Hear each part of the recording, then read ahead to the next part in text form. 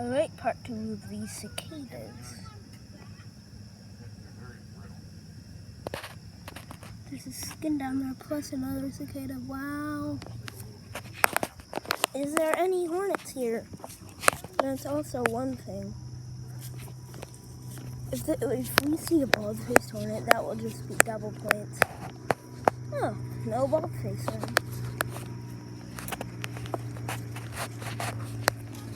At first I thought that cicada was a bald-faced hornet from a distance away, but then I walked up to it and saw it.